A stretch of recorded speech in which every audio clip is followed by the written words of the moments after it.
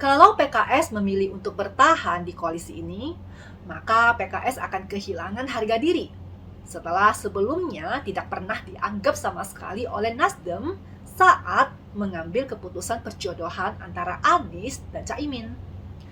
Namun, mayoritas pemilih PKS itu lebih menginginkan Anies itu menjadi presiden. Jadi, kalau PKS tidak mendukung Anies, resikonya elektabilitas PKS mungkin akan rontok.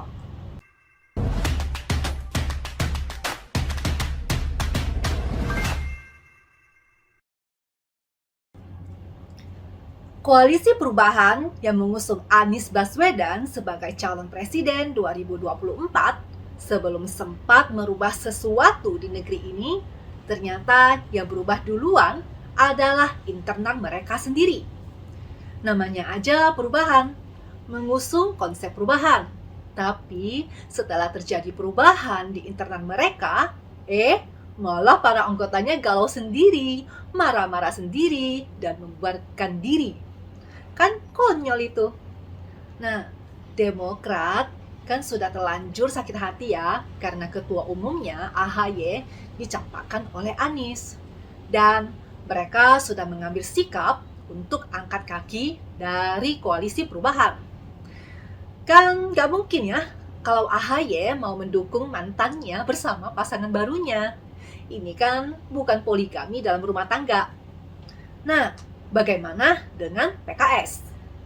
Sebenarnya PKS juga tak kalah syok dan galau meskipun kadar syoknya itu tidak selebay Demokrat lah ya.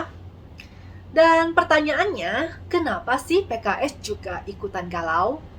Padahal tidak ada kadernya yang di PHP mau dijadikan pasangannya si Anies. Nah, ternyata tahun lalu PKS dan PKB juga sempat loh ada percikan-percikan asmara. Dan mereka juga hampir jadian di tahun lalu. Kalian masih ingat gak dengan nama Sebut Merah? Bukan Sebut Merah yang berbaris di dinding sekolahan yang menatap kalian dengan curiga. Kan itu. Yang aku maksud adalah wacana koalisi Semut Merah yang pernah muncul sekitar bulan Juli tahun lalu. Inisiatornya itu adalah PKS dan PKB. Namun, wacana koalisi Semut Merah tidak bertahan lama. Belum sempat mereka jadian, PKB tiba-tiba bermanuver dan lebih memilih untuk jadian dengan Partai Gerindra pada saat itu. Jadi, wacana koalisi Semut Merah gagal terbentuk dan PKS itu dicampakkan begitu saja. Jadi kalau sekarang PKS bertemu dengan PKB, ya kira-kira seperti ketemu mantan gebetan lah gitu. Dan hingga saat ini PKS memang belum menentukan sikap ya. Apakah mereka akan cabut menyusul Demokrat atau mereka akan tetap bertahan untuk bergabung dengan Nasdem dan PKB untuk mengusung pasangan Anies dan Caimin. Pada hari Sabtu kemarin, itu tidak ada delegasi DPP PKS yang ikut hadir dalam acara deklarasi Anies Caimin sebagai Capres dan Cawapres yang berlangsung di Hotel Majapahit, Kota Surabaya.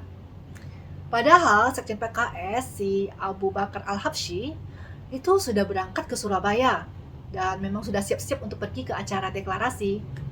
Tapi di detik-detik terakhir itu, PKS berubah pikiran dan mereka memutuskan untuk tidak hadir. Ya, mungkin saat itu PKS juga masih syok, masih galau, dan mungkin mereka juga butuh waktu untuk cooling down. Karena memang kemunculan PKB di tengah-tengah koalisi mereka itu memang kesannya kurang smooth. Karena baru bergabung aja sudah menimbulkan gejolak internal koalisi mereka. Dan seperti kesan pertama yang kurang baik gitulah.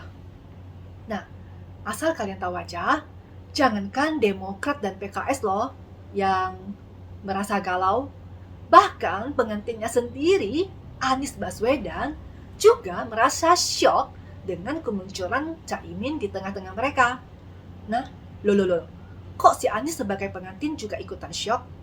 Ya iyalah, Karena Anies berpasangan dengan Caimin itu merupakan perjodohan dari Om Brewok. Jadi pada saat ini memang PKS itu masih galau-galaunya untuk menentukan langkah apa yang harus mereka ambil.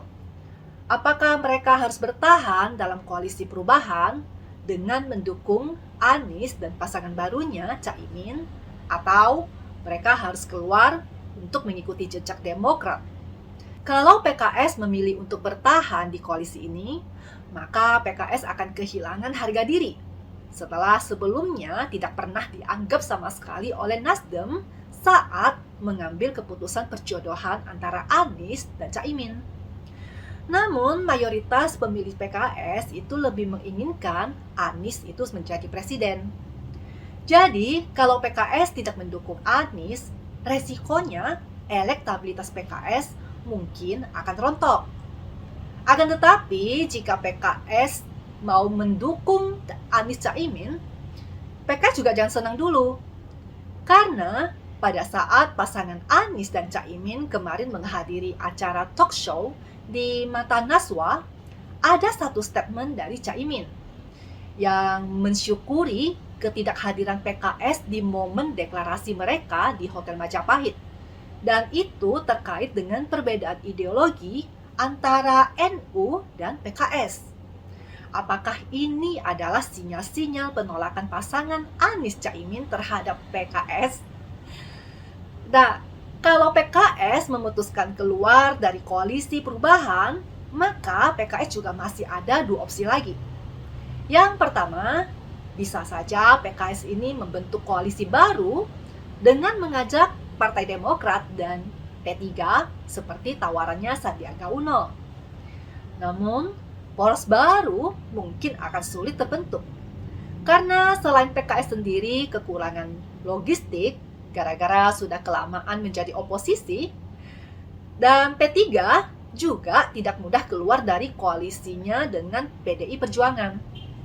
Karena ketika Asrul Sani, tokoh P3 yang sempat mengusulkan untuk mengevaluasi koalisinya dengan PDI Perjuangan, jika Sandiaga Uno itu tidak dijadikan cawapresnya si Ganjar, besoknya si Asrul Sani langsung dipindahkan dari Komisi 3 ke Komisi 2. Tidak pakai lama loh. Dan ini bisa jadi sinyal-sinyal ancaman, hey, jangan macam-macam ya. Nah, sedangkan opsi kedua adalah merapat ke poros koalisi yang sudah ada, yaitu antara poros koalisi Prabowo Subianto atau poros koalisi Ganjar Pranowo.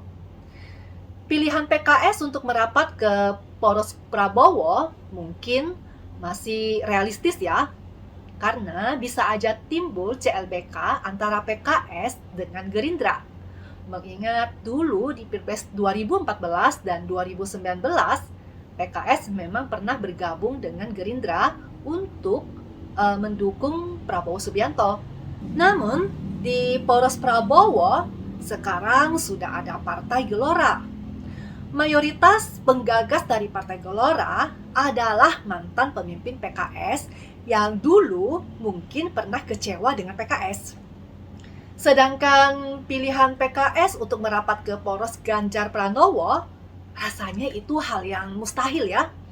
Karena secara ideologis bertolak belakang, ibarat menggabungkan dua unsur kimia berlawanan yang ada malah akan meledak.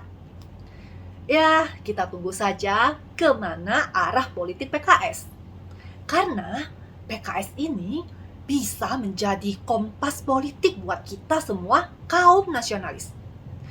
Tapi kita harus ingat, kemana PKS berpihak, maka kita pilih lawannya. Setuju? Saya rasa sampai di sini dulu pembahasan tentang drama-drama politik yang penuh intrik, syarat taktik, dan menarik. Terima kasih sudah menemani saya di Siwa TV. Gerak cepat Indonesia maju.